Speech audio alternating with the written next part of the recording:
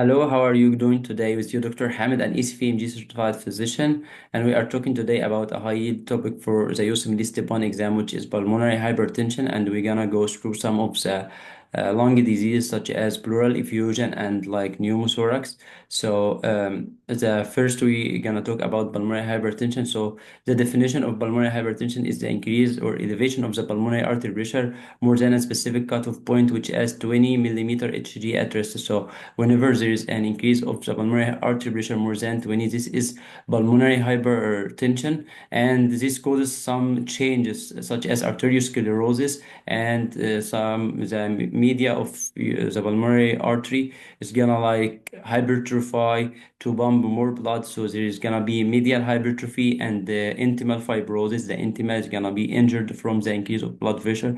So this like at the end is gonna increase the pressure at your right side of your heart. So the right increasing the right ventricular pressure, and then right ventricular hypertrophy, and eventually the right ventricle will fail, and there will be right ventricular failure. So this is for the consequences of pulmonary hypertension. So there is a lot of etiologies for pulmonary hypertension, and they are classified under five groups. So the group one, pulmonary hypertension.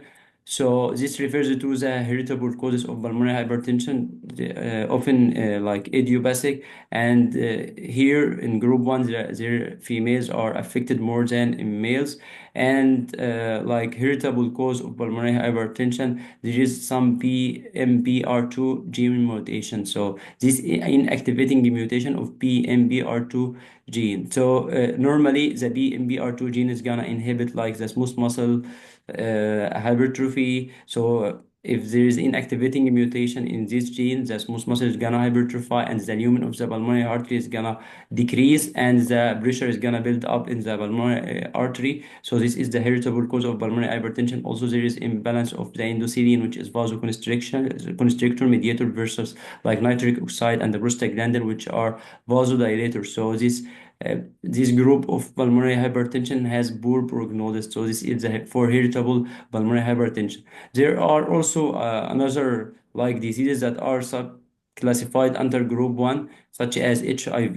HIV can cause pulmonary hypertension, and the connective tissue diseases such as like scleroderma. So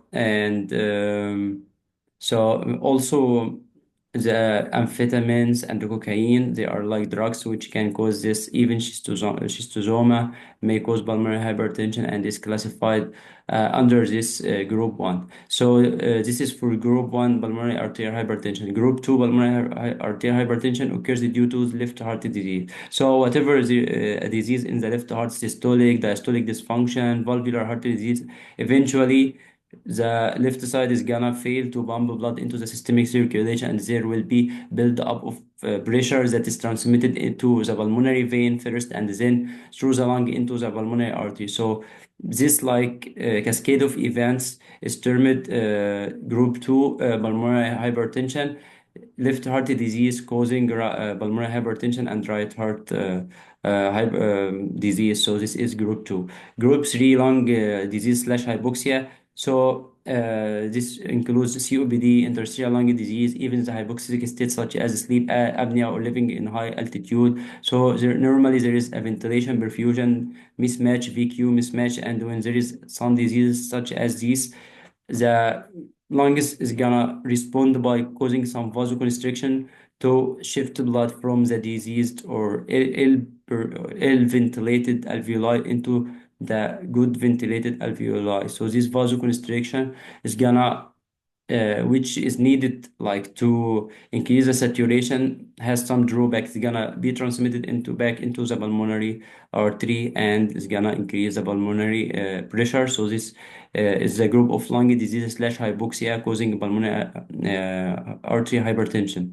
So the group 4, which is chronic thromboembolism. So we are here not referring to like thrombosis of the pulmonary artery, like DVT, and sending like big thrombus causing hemodynamic instability or chest pain, but we are talking about recurrent microthrombi. So the microthrombi is gonna reach like the terminal pulmonary artery like branches, and over time is gonna reduce the pulmonary vascular bed area, and By this way, there will be also a build-up of pulmonary artery pressure, so gonna also cause pulmonary hypertension. The group 4, 5 is multifactorial, any other rare causes, and like systemic disease, metabolic disorders, hematological disorders, even vascular compression by tumor, such as compression of the pulmonary artery by tumor. So all of this is classified under multifactorial category. So this is for pulmonary hypertension. Then we are talking about some physical finding in lung disease. So when we are talking about like pleural effusion, atelectasis, pneumothorax simple, and detention pneumothorax and consolidation. So first we're gonna compare between them regarding breath sound is gonna decrease in all of them. Either there is fluid or like air in your lung. The air will not go in and out smoothly as the normal. So the breath sound is gonna be decreased in all of them. The consolidation also is gonna be decreased, but there's gonna be like some specific bronchial breath sound like egophony, some inspiratory crackles. So by consolidation, we are referring to disease such as pulmonary edema and pneumonia. So as a level of the percussion, if there is like fluid or there is atelectasis, it's gonna be dull, and the presence of air will be causing hyperresonance. So simple pneumothorax, tension pneumothorax, there will be hyperresonance at percussion. The others is gonna stay dull. The fremitus, not very high yield, but this refers to the vocal cords produce sound is gonna be transmitted down into your like through your lungs, and when you put your like hands over the chest is gonna sense that. So it's gonna be decreased in pleural effusion if it is large and atelectasis, and it's gonna stay normal in consolidation, but in pneumothorax you will not hear like, since the air is gonna impede the transmission of this, and there will be no fremitus. And the tracheal deviation, so the tracheal deviation depends like occurs in pleural effusion and the pneumothorax, but it depends on the quantity. So if there is a pleural effusion is large enough, it's gonna like shift the lung, like it's gonna shift the trachea to the other side. And by the same concept, if the pneumothorax has a high tension, if it's tension pneumothorax is gonna like shift the trachea to the other side. So this depends on the quantity and the tension for the pneumothorax.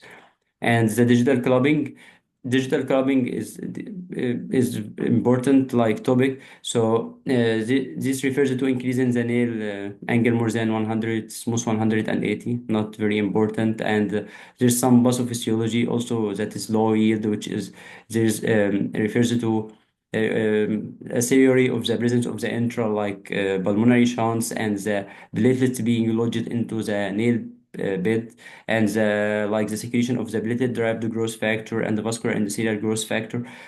So after that, it's gonna cause clubbing. So what is important here is the causes. So there are respiratory causes, cyanotic heart disease, infections, and the inflammatory bowel disease, and you have to memorize them well. So that for the respiratory diseases, we are not talking about asthma or COPD. This is the takeaway from this like slide. So the respiratory disease, the usual respiratory disease is going to cause digital clubbing, bronchiectasis, and like interstitial lung disease, lung cancers. So this is the normal like respiratory diseases, and the cyanotic heart disease and the infections, not pneumonia, not bronchitis, but the infections that are gonna cause digital clubbing are TB, for example, and lung abscess. So lung abscess, TB, bronchiectasis, like interstitial lung disease. So these are the normal causes that is associated with digital clubbing, and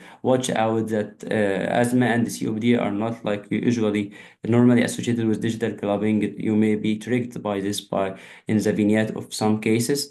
So the atelectasis refers like to the shrinkage and the decrease of volume in your lung. So it has like a lot of causes. So for the obstructive causes, this refers to airway blockage from the inside, from within like the bronchus, for example, by some mucus plug, foreign body, so endobronchial tumor. All of this is gonna like um block it from the inside, and the old air is resolved at like distal to that, and this is the obstructive ones versus the compressive one, which refers to external compression from like the outside by pleural effusion, for example, and or a space occupying lesion. So this is the compressive atelectasis. Contraction atelectasis refers to like the scarring due to like interstitial lung disease, for example, due to sarcoidosis, associated with sarcoidosis. So there is some distortion of the alveoli and decrease in lung volumes. All of lung volumes are decreased in the restrictive lung diseases, and the adhesive one refers to surfactant deficiency. So surfactants is a normal like substance that is gonna prevent alveoli from collapsing on their own. There is a high surface tension, and the alveoli normally tend to collapse on their own. So the surfactants normally prevents that. So this is the adhesive. When there is lack of surfactant, there is adhesive one such as neonatal respiratory distress syndrome. So pleural effusion refers to fluid accumulation that is gonna restrict like lung expansion. There is mild, moderate, and severe. So this here is white lung. This is like severe pleural effusion, and the mild one is like only obliteration of the costophrenic angle. So this is nice. Costophrenic angle is gonna be obliterated. This is mild pleural effusion. So you have to like differentiate between exudates and the transudates. Both of them may cause pleural effusion, and there is some criteria called Light's criteria that is gonna differentiate between them. So whenever there is the protein in the fluid is more than half of the protein in your like blood, so this is refers to exudate. If the like protein like fusion protein over like serum protein is more than the half, or the LDH is more than 0.6 over the serum LDH, or more than two-thirds of the normal. So this refers to the exudate, and this means like there is a high protein in this fluid. So the exudate may be due to infection or malignancy, and there is something wrong here, and it often needs drainage versus the transudate, which occurs due to increased pressure or hydrostatic pressure in heart failure, for example, or sodium retention, or the decrease in the protein. The decrease in protein may be in nephrotic syndrome or liver cancer. So the decrease in this protein may cause this. And normally we give medical treatment, as if you like drain it, it's gonna like reaccumulate again. So this is transudate versus exudate and the light criteria. And the pneumothorax is like air in the pleural space. So it is primary spontaneous pneumothorax, which is simply rupture of apical blip in some healthy young as a man, for example. This is like the normal demographics that occurs in it. This may be linked to smoking versus the secondary spontaneous. Also, it is spontaneous, but being secondary, it occurs in diseased lung. For example, in emphysema, the emphysema has like some bully when it ruptures. This is like secondary spontaneous pneumothorax. The barotrauma for ventilation. Also, people with Marfan syndrome may have secondary spontaneous pneumothorax. The traumatic pneumothorax refers to like being caused by blunt trauma, causing like, for example, rib fracture, or penetrating trauma such as gunshot or knife, or iatrogenic injury such as insertion of the central venous catheter. And finally, the tension pneumothorax. This doesn't refer to the mechanism as above types, but whatever the mechanism, the build-up of tension and the air being trapped is gonna cause like the trachea deviation away, as this picture here, and they may cause like obstructive shock. Is gonna like press over the inferior vena cava. The inferior vena cava normally drains blood from the lower half of your body. So when there is interruption of this drainage, there is interruption of the circulation, and there is an obstruction. So this is obstructive shock, and the patient will have like hypotension. And I hope you guys enjoyed our episode for today, and see you in next episode. Thank you.